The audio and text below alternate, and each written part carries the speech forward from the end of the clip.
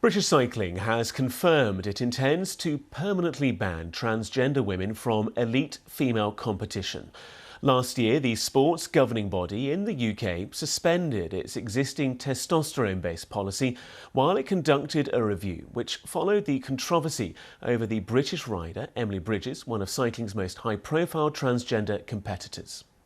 Well, with more on this, let's speak to our sports news reporter Alex Capstick, who joins us in the newsroom. Alex, what's been announced today?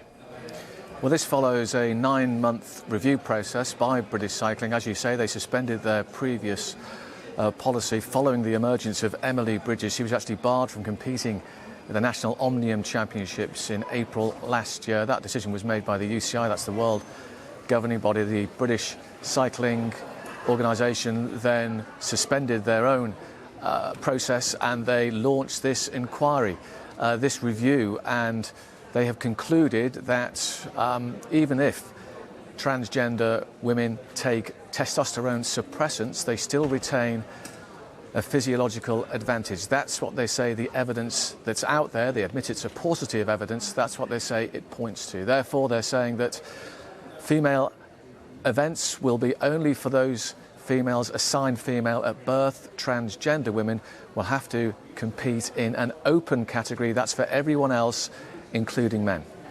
And Alex, we're talking about cycling at the moment, but just give us the wider context, because other sports federations have made similar moves in recent months, haven't they?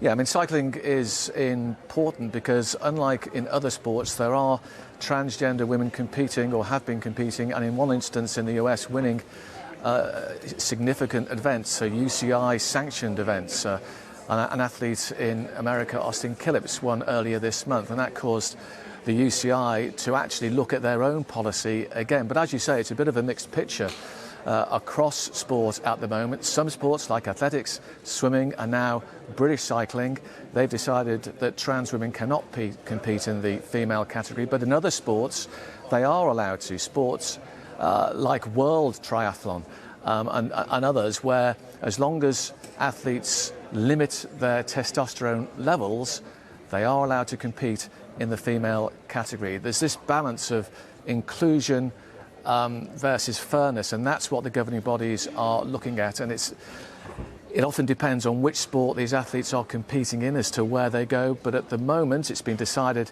at British Cycling at least, that transgender women cannot compete in the female category. But interestingly, in the UCI, the world governing body, it toughened its rules where they can compete in female events as long as they limit their levels of testosterone. But as I said, that is now under review as well.